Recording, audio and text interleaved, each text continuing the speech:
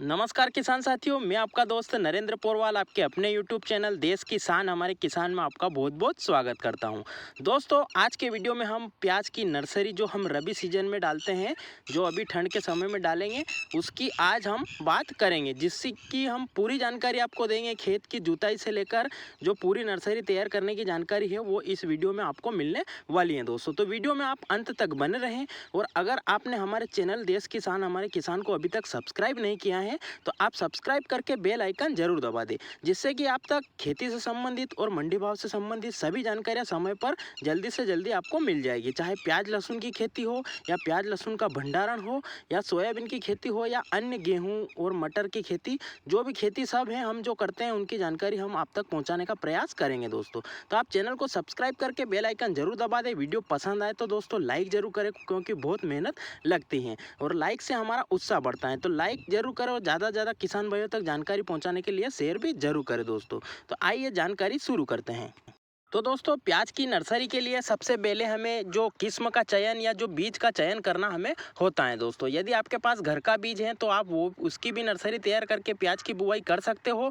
पर अगर आपके पास वो नहीं है तो आप किसी भी कंपनी, अच्छी कंपनी आपकी जो भरोसेमंद कंपनी है, उसका आप बीज का चयन कर सकते हो। आपकी ये बीज चयन की समस्या को ख़त्म करने के लिए हमने टॉप 5 वेराइटी का एक वीडियो बना रखा है। आपने पहले नहीं देखा है तो वो आप हमारे चैनल पर जाकर या हमारे जो इस वीडियो की डिस्क्रिप्शन में हमने लिंक डाल रखी है उस पर जाकर आप देख सकते हो, जिसमें आपको प्याज की कौन सी किस्म अच्छी रहती है, उसकी क्या विशेषता है, उसकी क्या कमियां है, सारी जानकारी डाल रखी है। आप वो भी जाकर देख सकते हो।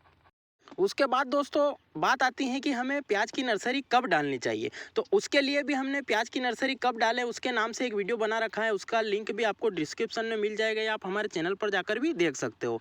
तो दोस्तों प्याज उसमें हमने बता रखा है कि आपको प्याज की नर्सरी जो होती है 1 अक्टूबर से लेकर जो 30 नवंबर का टाइम होता है उसमें डाल सकते हो। पर दोस्तों सबसे सर्वश्रेष्ठ समय की बात करें तो जो 15 अक्टूबर से जो 30 अक्टूबर का समय होता है उसमें दोस्तों टेम्परेचर भी मेंटेन हो जाता है, जो ठंडी हवा भी चलने लग जाती है, मौसम ठंडा हो जाता है। उस समय नर्सरी बहुत अच्छी चलती है, जर्मिनेशन भी अच्छी होती है और उसमें रोग भी कम लगते हैं दोस्तों। तो आप 15 अक्टूबर से 30 अक्टूबर तक नर्सरी डाल सकते हो। बाकी आप अपनी खेत की कंडीशन के हिसाब से, आपको कब चौपाई करना है उसके हिसाब से नर्सरी आगे पीछे भी डाल सकते हो दोस्तों। दोस्तों अब बात करें खेत के चयन की, तो आपको जहां पर अच्छी जल निकासी वाली जगह हो, जहां पर जल भराव की समस्या नहीं हो, वो वाली जगह समतल वाली आप चयन कर सकते हो नर्सरी के लिए। उसके बाद आपको उस खेत को अच्छे से हकाई करना है, 2 बार अच्छी गहरी जुताई करके उसको खेत की जो बारिश वाली नमी है उसको अच्छे से सुखाना है।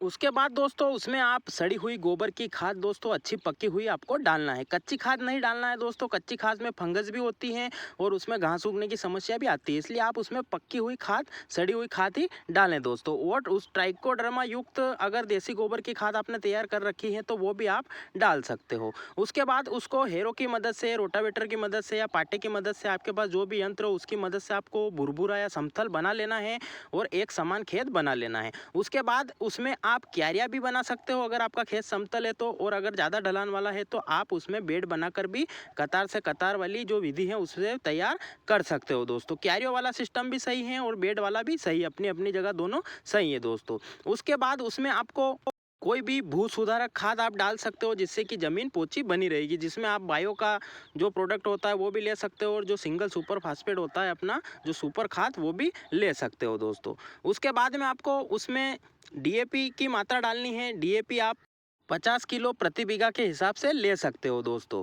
यहाँ पर आपकी नर्सरी अगर बीघे से कम है तो आप उसके हिसाब से अंदाज लगाकर खाद ले सकते हो, पर अगर आपने 1 बीघे में डाली है तो 50 किलो ले सकते हो दोस्तों। कि यहाँ पर बहुत सारे किसान भाई सवाल करते हैं कि हम जो NPK 12-32-16 है वो ले सकते हैं क्या। तो दोस्तों नर्सरी में अभी पोटास की कोई आवश्यकता नहीं है, आगे जाकर लगेगी तो हम वीडियो डालते रहेंगे। तो आप अभी DAP लेंगे तो ज़्यादा अच्छा रहेगा। अगर DAP नहीं है आपके पास तो आप NPK 12-32-16 भी डाल सकते हो, कोई नुकसान नहीं है दोस्तों। तो इसके साथ में दोस्तों आप प्रति बीघा 5 किलो सल्फर अगर ले लेते हो तो बहुत ही अच्छी बात है, क्योंकि दोस्तों सल्फर फंगस को खत्म करने का भी काम करता है। और इसके बाद में अगर बात करें तो आप 1.5 से 2 किलो ट्राइकोडर्मा विरिडी जो फंगीसाइड होता है, जो फंगस को खाने का काम करता है, वो भी आप इसके साथ में ले सकते हो, जिससे कि जो बारिश में जो फंगस आपके खेत में पनपी है उसको वो खा जाएगा और वो मित्र फंगस होती हैं दोस्तों, तो वह ट्राइकोडर्मा भी आप ले सकते हो।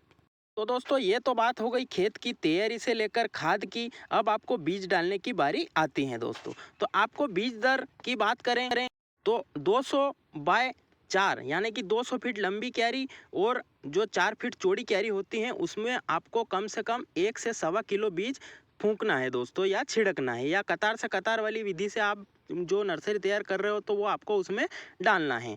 अब इसमें सवाल आता है कि 200 फीट लंबी क्यारी बहुत ज़्यादा हो जाती हैं, तो दोस्तों 200 फीट हमने कुल बताया है। आप अगर 15 या 20 फीट या 30 फीट की क्यारी के भी टुकड़े करके 200 फीट पूरा कर सकते हो दोस्तों, वो आपके खेत के ऊपर निर्भर करता है, आपकी विधि के ऊपर निर्भर करता है दोस्तों।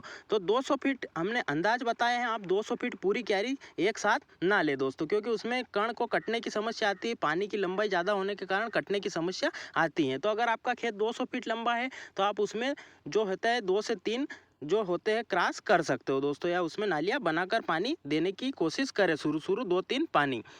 हमने ये सिर्फ अंदाज के लिए बताए हैं। आप 50 बाई 4 की 4 क्यारियों में भी 1 से 1.25 किलो बीज डाल सकते हो।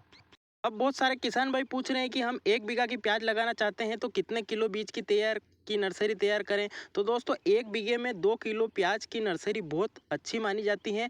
वो बच जाए तो आपकी किस्मत, और अगर वो बराबर हो जाए तो भी अच्छा माना जाता है दोस्तों। अगर अच्छा जर्मिनेशन हो जाए तो 1.5 किलो में ही पूर्ति हो जाती है, पर अगर हम ज़्यादा डालते हैं तो उसमें हमारा फ़ायदा होता है, हमें इधर उधर भटकना नहीं पड़ता है। ये तो बात हो गई बीज दर की। अब हमें बीज को उपचारित करना है, तो आप अच्छा सा कोई भी फंगीसाइड ले सकते हो, चाहे आप यूपीएल का साफ भी ले सकते हो, या आप कोई सा भी अच्छा फंगीसाइड लेकर उसकी 5 से 6 ग्राम प्रति किलो की मात्रा के हिसाब से उपचारित करके आपको जो है नर्सरी डालनी है दोस्तों। नर्सरी का जो बीज है उपचारित करने के बाद मैं आपको पूरे जो आपने नर्सरी के लिए खेत तैयार किया है उसमें एक समान साइज में आप एक समान के हिसाब से पूरे खेत में जो होती है नर्सरी का बीज डाल सकते हो दोस्तों, या कतार से कतार वाली विधि से भी आप डाल सकते हो, जिसमें 6 से 7 सेंटीमीटर की दूरी कतार से कतार की आपको रखनी है, और बीज की जो दूरी है वो आप 1 सेंटीमीटर से 1.5 सेंटीमीटर रख सकते हो दोस्तों, जिससे कि नर्सरी जल्दी तैयार हो जाएगी और उसमें रोग प्रतिरोधक क्षमता अच्छी रहेगी दोस्तों। उसके बाद में आपको तुरंत सिंचाई कर देनी है, और सिंचाई करने के बाद में आपको जो दूसरी सिंचाई होती है वो अभी के हिसाब से जो अक्टूबर का महीना होता है उसमें 2 दिन छोड़कर करना होता है, और अगर मौसम ठंडा हो गया तो आप 3 दिन के बाद भी जो होती है सिंचाई, जो दूसरी सिंचाई होती है कर सकते हो दोस्तों। उसके लिए आपको पता लगाने के लिए खेत में जाकर देखना होगा कि जो पोपरी है वो मुलायम है, तो आपको सिंचाई कर देनी दोस्तों, ज़्यादा कड़क नहीं करनी, नहीं तो उसके नीचे बीज होता है जो दबने की समस्या आएगी और वो जर्मिनेशन में प्रॉब्लम आती है दोस्तों। तो आप दूसरी सिंचाई 2 दिन बाद कर दे। उसके बाद में जो होता है तीसरी सिंचाई के लिए आप 3 से 4 दिन का इंतजार करने के बाद में सिंचाई करें। उसके बाद में आप अपने हिसाब से 7-8 दिन में सिंचाई करते रहें दोस्तों, जिससे कि आपकी नर्सरी को जर्मिनेशन होने में और बाहर निकलने में कोई भी दिक्कत नहीं होगी। उसके ऊपर जो कोपरी होती है वो दिक्कत पैदा नहीं करेगी, और आपकी नर्सरी जल्दी तैयार हो जाएगी दोस्तों। उसके बाद में आपको 15 से 20 दिन पर खरपतवार नियंत्रण के लिए, अगर ज़्यादा खरपतवार है तो बहुत सारे रासायनिक दवाइयाँ भी हैं, उनका उपयोग कर सकते हो। और मेरा मानना है कि आप अगर जल्दी तैयार करना चाहते हो तो हाथों से ही खरपतवार नियंत्रण करना ज़्यादा बेस्ट माना जाता है दोस्तों। ये हो गई नर्सरी खेत तैयार करने से लेकर खाद की और नर्सरी तैयार करने की पूरी जानकारी। आगे भी समय समय पर हम नर्सरी संबंधित जानकारी देते रहेंगे, जिसमें आपको खरपतवार नियंत्रण की भी पूरी जानकारी दी जाएगी, और नर्सरी की अच्छी ग्रोथ के लिए और नर्सरी उखाड़ते टाइम टूटे नहीं उसके लिए हमें क्या करना है, और आगे जो फसल की पूरी जानकारी भी हम समय समय पर देते रहेंगे। तो आप चैनल को सब्सक्राइब करके रख लें, जिससे कि आप तक जानकारी जल्दी से जल्दी पहुँच जाएगी। और आपको वीडियो कैसा लगा, आप कितने बीघा की प्याज लगाने वाले हो, और आपके इस वीडियो के बारे में कोई सवाल या सुझाव हो, या खेती से संबंधित कोई सवाल हो, तो वह भी आप कमेंट कर सकते हो, जिससे कि हम सवालों के जवाब भी देंगे और आपके सुझाव को किसान भाइयों तक पहुंचाने का प्रयास भी करेंगे दोस्तों। इसलिए आपको वीडियो कैसा लगा और प्याज से संबंधित जो भी आपके सवाल या सुझाव वो कमेंट जरूर करें दोस्तों। तो दोस्तों वीडियो में अंत तक बने रहने के लिए आपका धन्यवाद। आगे भी ऐसी ही जानकारी देने की हम प्रयास करेंगे, इसलिए आप चैनल पर बने रहें। और खेती से संबंधित सारे वीडियो और मंडी भाव संबंधित सारे वीडियो आप चैनल पर जाकर भी देख सकते हो दोस्तों। और हमने जो किस्म की जानकारी दी है वह भी आप चैनल पर जाकर देख सकते हो। वीडियो को अंत तक देखने के लिए आपका धन्यवाद। जय हिंद।